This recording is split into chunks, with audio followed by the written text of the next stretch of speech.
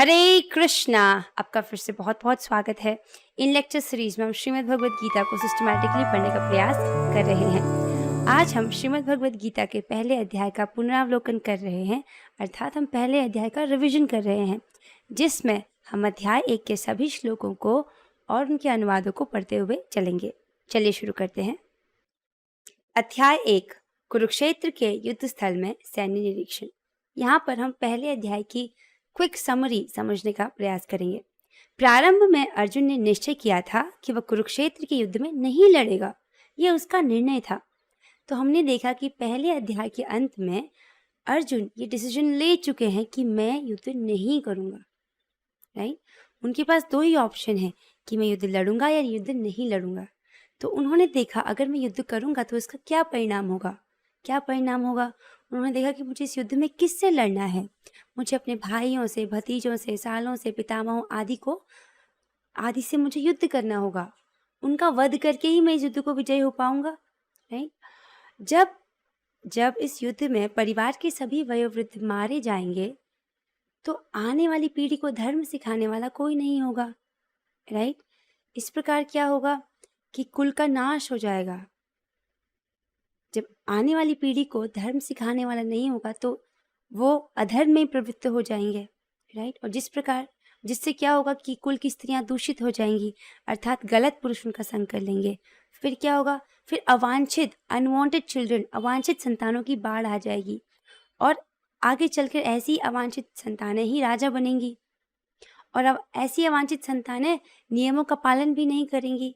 तो जब राजा ही नियमों का पालन नहीं करेगा तो प्रजा भी नियमों का पालन नहीं करेगी, और जिस प्रकार समाज की सारी जितनी भी योजनाएं हैं वो सब भ्रष्ट हो जाएंगी।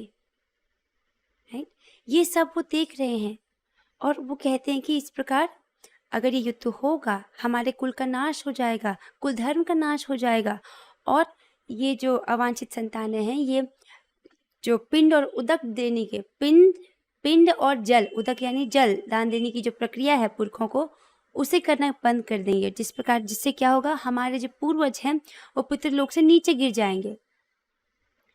इसीलिए उन्होंने देखा कि अगर युद्ध होगा तो इसका जो परिणाम है बहुत भयंकर है, और अगर युद्ध नहीं करेंगे तो क्या होगा, युद्ध नहीं करेंगे तो उनको उनका राज्य नहीं मिलेगा, और दूसरा उनके जितने सगे संबंधी हैं वो जीवित रहेंगे।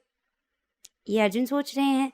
तो उन्होंने सोचा कि अरे युद्ध ना करने में मैं ज्यादा सुखी रहूंगा, इसलिए मैं युद्ध नहीं करूंगा। तो यह निर्णय शरीर पर आधारित था। अर्जुन ने भगवान से कहा कि वह अपने ही संबंधियों को मारकर राज्य का भोग नहीं करना चाहता। यह निर्णय किस पर आधारित है? शरीर पर आधारित है। क्यों? क्योंकि वह अपने आप को शरीर मान रहा था और अपने भाइयों, भतीजों, सालों, पितामहों आदि को अपने शारीरिक संबंधी या विस्तार के रूप में ले रहा था। अतः वह अपनी शारीरिक आवश्यकताओं को तुष्ट करना चाह रहा था। मतलब दोनों ही स्थिति में अर्जुन ये देख रहे हैं कि मेरी इंद्रियों को कौन सा ऑप्शन ज्यादा सुखी करता है। युद्ध करना? नहीं।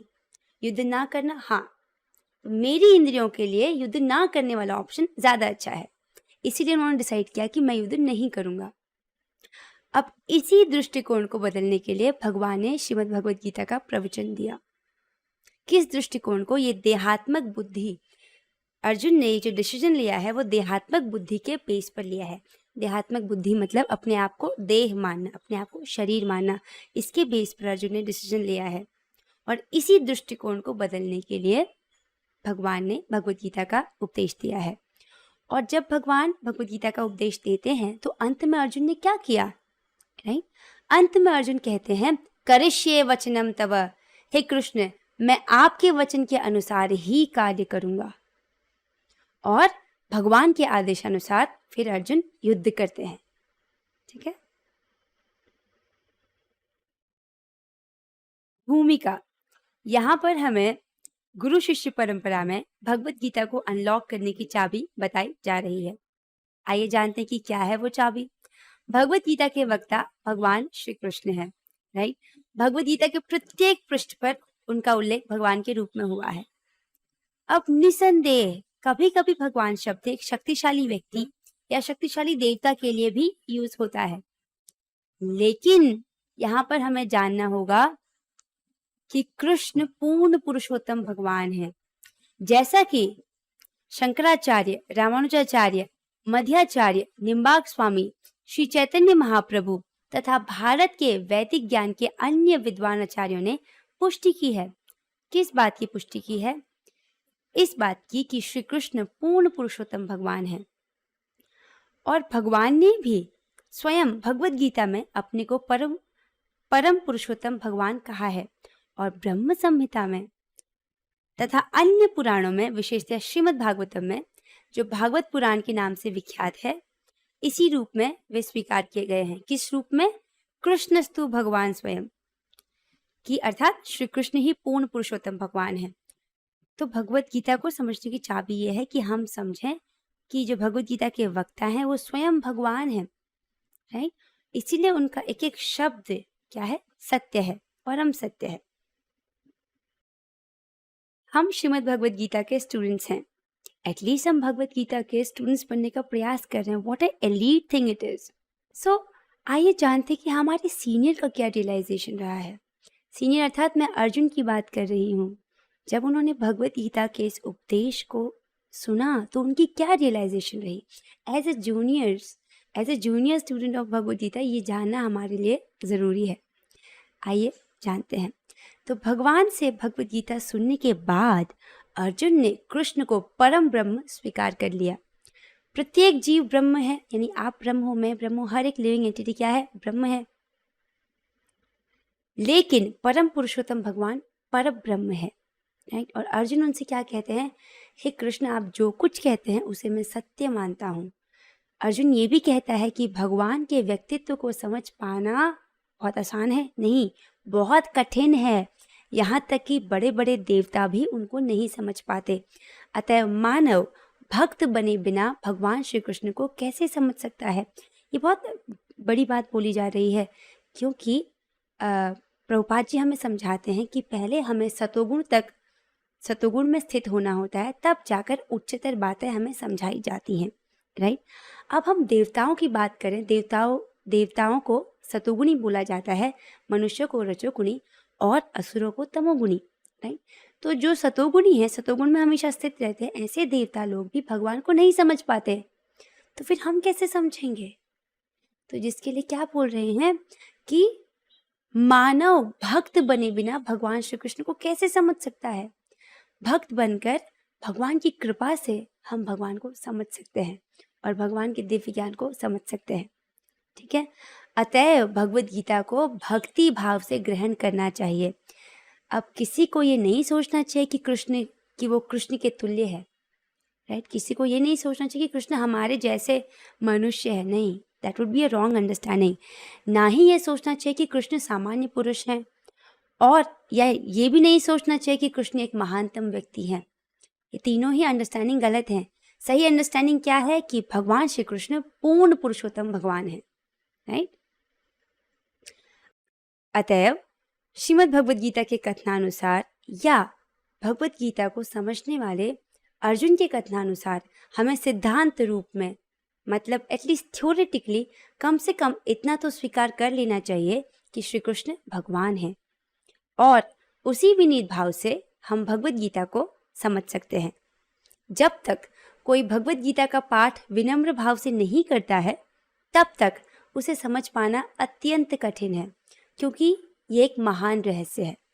इसीलिए बड़े बड़े स्कॉलर्स और पीएचडी होल्डर्स भगवत गीता को पढ़ने का प्रयास करते तो हैं, लेकिन समझ नहीं पाते। क्यों? क्योंकि वो भगवत गीता के रहस्य को अनलॉक करने की चाबी नहीं जानते हैं, जिसे इतनी सहजता से हमें गुरु परंपरा में बताया जा रहा है। भगवत गीता की विषय वस्तु। भगवत गीता की विषय वस्तु में 5 मूलभूत सत्यों का ज्ञान निहित है। यानी भगवत गीता के सब्जेक्ट मैटर क्या है? 5 मूलभूत सत्य। कौन से 5 मूलभूत सत्य? ईश्वर, जीव, प्रकृति, काल तथा कर्म। ईश्वर यानी परम नियंता, सुप्रीम कंट्रोलर। तो सुप्रीम कंट्रोलर कौन है? भगवान श्री कृष्ण। भगवान श्री कृष्ण पूर्ण पुरुषोत्तम भगवान है। फिर है जीव, जीव यानी ऑल द लिविंग एंटिटीज। प्रकृति यानी मटीरियल नेचर। कर्म, एक्शंस। काल, इटर्नल टाइम। तो भगवत गीता में हमें इन 5 विषय वस्तु के बारे में जानने को मिलता है। This is very important. Bhagavad Gita के सारे उपदेशों का मंतव्य क्या है? आप भगवत गीता के स्टूडेंट हैं, यदि कोई आपसे पूछे भगवत गीता के सारे उपदेशों का उद्देश्य क्या है, सारे उपदेश क्यों बोले गए हैं, नहीं, आइए जानते हैं। तो भगवत गीता का प्रवचन देहात्मक बुद्धि से मनुष्य को मुक्त करने के लिए ही हुआ था, राइट। तो मनुष्य को देहात्मक बुद्धि से मुक्त होना है और आध्यात्मवादी के लिए प्रारंभिक कर्तव्य भी यही है। अब मुक्ति का क्या अर्थ होता है? मुक्ति का अर्थ है इस भौतिक जगत की कलुषित चेतना से मुक्त होना और शुद्ध चेतना में स्थित होना, राइट। इस जगत की भौतिक कलुषित चेतना से मुक्त होना और शुद्ध चेतना में स्थित होना, यानी कि मुक्ति प्राप्त करने के लिए हमको मृत्यु को फेस करना पड़े ऐसा जरूरी नहीं है। लोग ऐसे सोच सकते हैं कि मृत्यु के बाद ही हम मुक्त होंगे, नहीं, इसी जन्म में ही जो शुद्ध भक्त होते हैं इस स्थिति को प्राप्त कर लेते हैं, भौतिक जगत की कलुषित चेतना से मुक्त होना और शुद्ध चेतना में स्थित होना। और भगवत गीता के सारे उपदेशों का मंतव्य इसी शुद्ध चेतना को जागृत करना है। बहुत सुंदर, राइट। इसी शुद्ध चेतना को जागृत करना ही भगवत गीता के सभी उपदेशों का मंतव्य है। तो अभी आप प्रश्न पूछ सकते हो कि ये शुद्ध चेतना क्या है, शुद्ध चेतना का क्या अर्थ है? तो शुद्ध चेतना का अर्थ है भगवान के आदेशानुसार कर्म करना।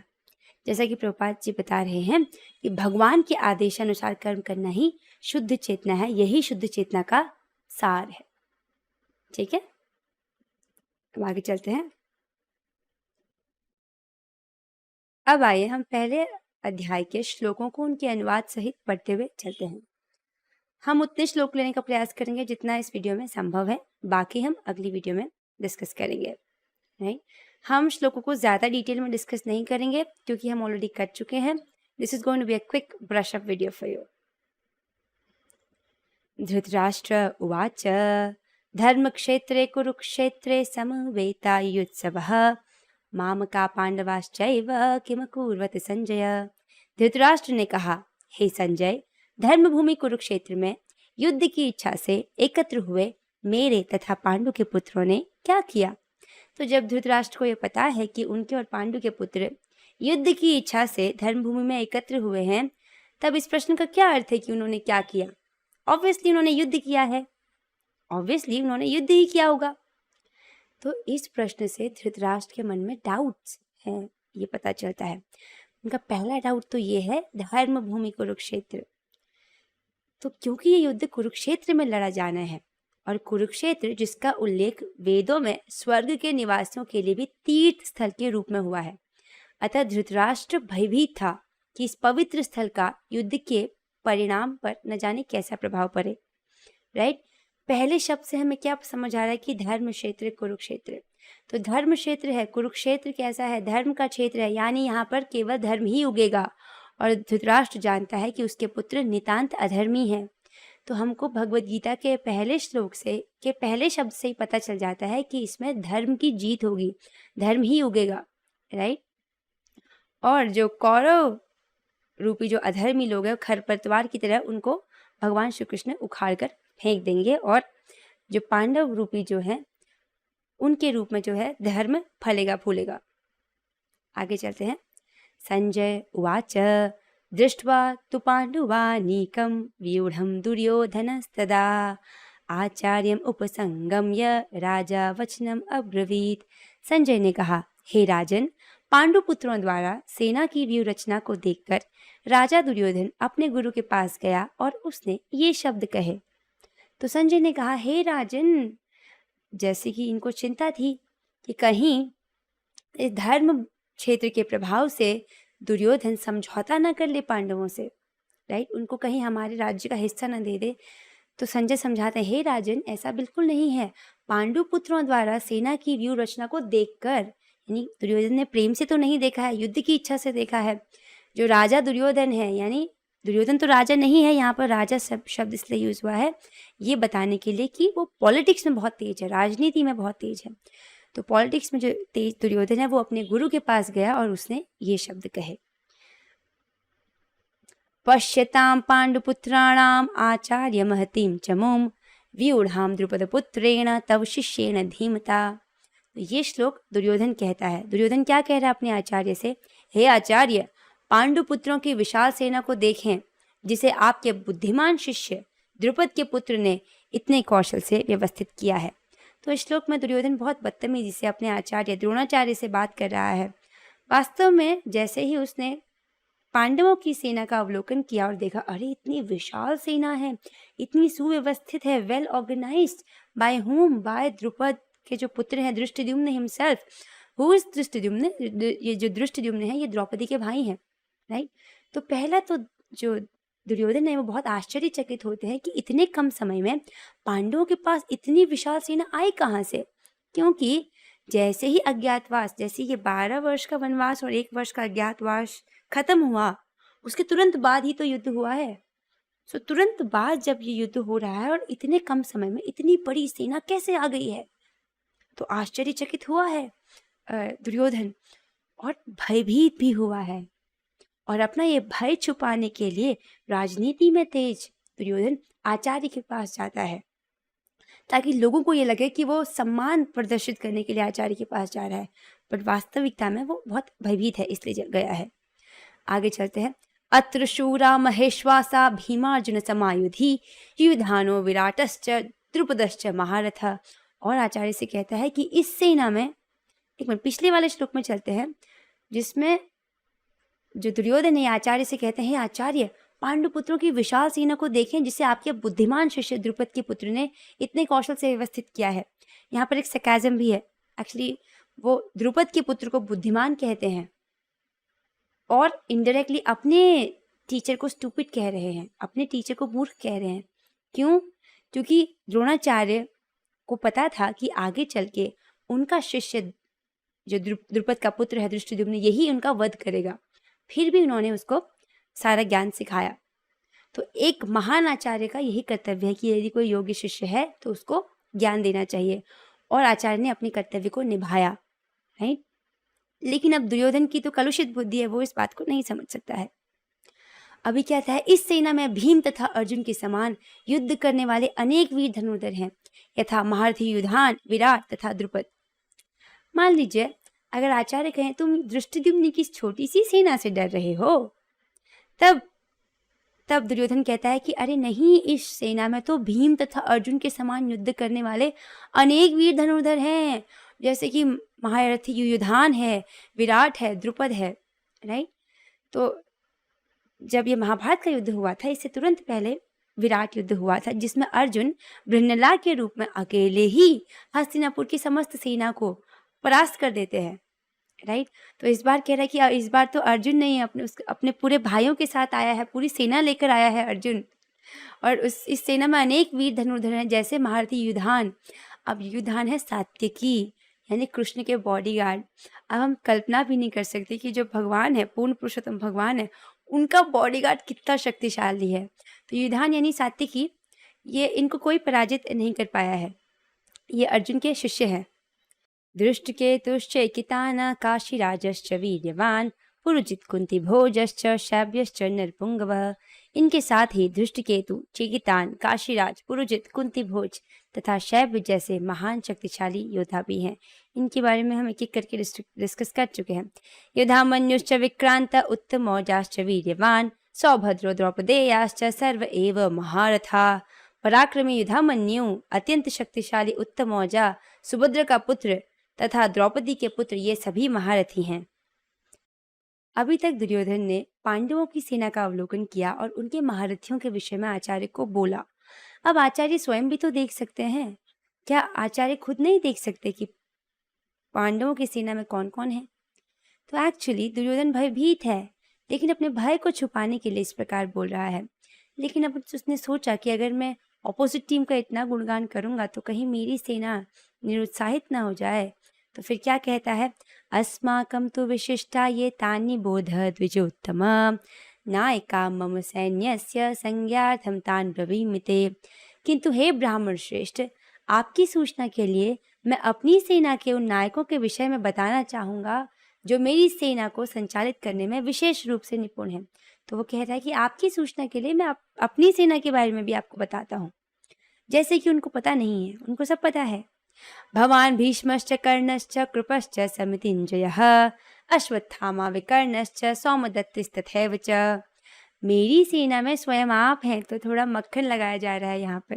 सबसे पहले वो बोलते हैं द्रोणाचार्य मेरी सेना में स्वयं आप हो, और फिर कहता है मेरी सेना में स्वयं आप, भीष्म है, कर्ण है, कृपाचार्य, अश्वत्थामा, विकर्ण तथा सोमदत्त का पुत्र भूरिश्रवा आदि हैं जो युद्ध में सदैव विजयी रहे हैं। तो यहाँ पर हम एक चीज़ देख सकते हैं कि भीष्म पितामह उम्र में बड़े हैं द्रोणाचार्य से, और युद्ध कला में भी बड़े हैं द्रोणाचार्य से, फिर भी उन्होंने द्रोणाचार्य का नाम पहले लिया भीष्म पितामह से। इसमें भी दुर्योधन ने काफ़ी पॉलिटिक्स लगाई है।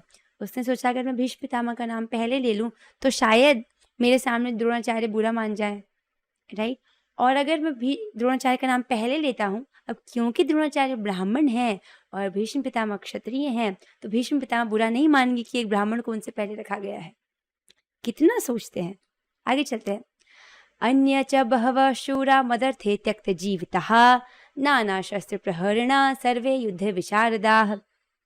ऐसे अन्य वीर भी हैं जो मेरे लिए अपना जीवन त्याग करने के लिए उद्यत हैं। वे विविध प्रकार के हथियारों से सुसज्जित हैं और युद्ध विद्या में निपुण हैं।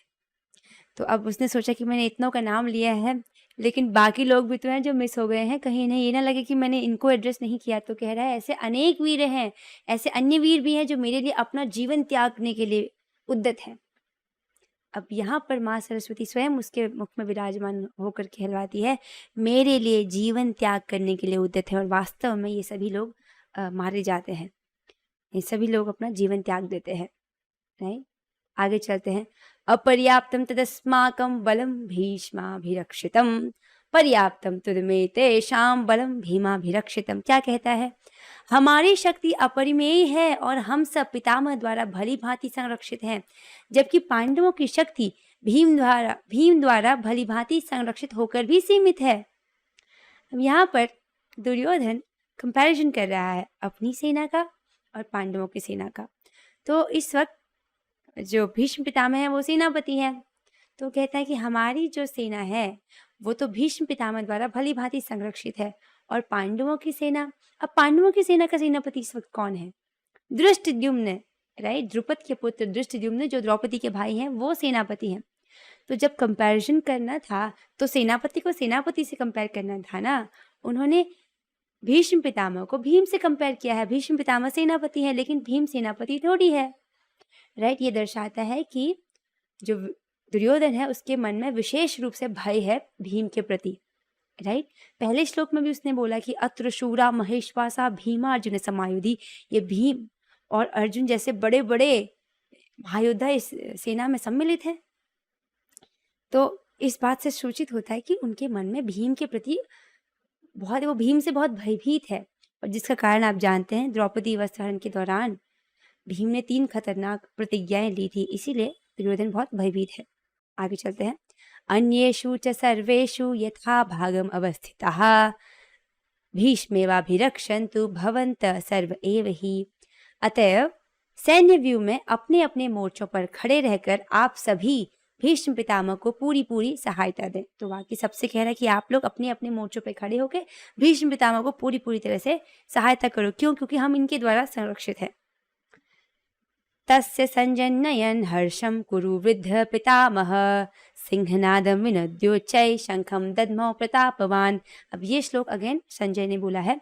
संजय क्या कह रहे हैं कि तब कुरुवंश के वयोवृद्ध परम प्रतापी एवं वृद्ध पितामह ने सिंह गर्जना की सी ध्वनि करने वाले अपने शंख को उच्च स्वर से बजाया, जिससे दुर्योधन को हर्ष हुआ। तो यहाँ पर हमने टीका में पढ़ा था कि जो भीष्म पितामह है वो जान गए, वो भांप गए कि दुर्योधन भयभीत हो गया है, तो इसलिए कि उसको उत्साहित करने के लिए भीष्म पितामह ने अपना शंख बजाया, राइट, जिससे क्या हुआ? दुर्योधन को हर्ष हुआ। तथा शंखाश्च भैर्यश्च पणवानक गोमुखाः सहसैवाभिहन्यन्तः शब्दस्तु मूलोऽभवत्। तत्पश्चात शंख, नगाड़े, बिगुल, तुरही तथा सींग सहसा एक साथ बज उठे। वह संवेद स्वर अत्यंत कोलाहल पूर्ण था। तो जैसे ही कौरवों के सेनापति ने शंख बजाया तो कौरवों की सेना समझ गई कि युद्ध की घोषणा हो गई। तो कौरवों की सेना ने अपनी जो अलग अलग वाद्य यंत्र हैं, शंख, सबने शंख बजाए, नगाड़े बजाए, बिगुल तुरही जितने थी सींग सहता ये सब लोग एक साथ बज उठे सारे वाद्य यंत्र। अब क्या हुआ, ये अत्यंत कोलाहल, बहुत ज्यादा शोरगुल, बहुत हल्ला हुआ। ततः श्वेतर्हयैर्युक्ते महती स्यन्दिने स्थितौ माधव पांडवश्चैव दिव्यौ शंखौ प्रदद्मतु। Oh my God. दूसरी ओर से श्वेत घोड़ों द्वारा खींचे जाने वाले विशाल रथ पर आसीन कृष्ण तथा अर्जुन ने अपने अपने दिव्य शंख बजाए। ओ माय गॉड, इमेजिन करने में कितना सुंदर लग रहा है। एक दिव्य रथ है जो अग्निदेव द्वारा अर्जुन को गिफ्टेड है, राइट। विशाल रथ है, उस पर श्री कृष्ण विराजमान है जो कि अति सुंदर है, और अर्जुन अपने गांडी धनुष के साथ खड़े हैं, उन्होंने अपने अपने शंख को बजाया, राइट। अब अभी तक हमने कौरवों की सेना की प्रतिक्रिया को पढ़ा था, राइट। अब हम पांडवों की सेना की क्या प्रतिक्रिया रही है इसको पढ़ेंगे। अब इसे हम अगली वीडियो में पढ़ेंगे क्योंकि आज की जो वीडियो है वो काफी लंबी हो गई है। तो इसी के साथ हम आपसे मिलेंगे अगली वीडियो में। श्रीमद् भगवद गीता की जय, श्रील प्रभुपाद की जय, और glories to Shri Guru Gauranga. Hare Krishna.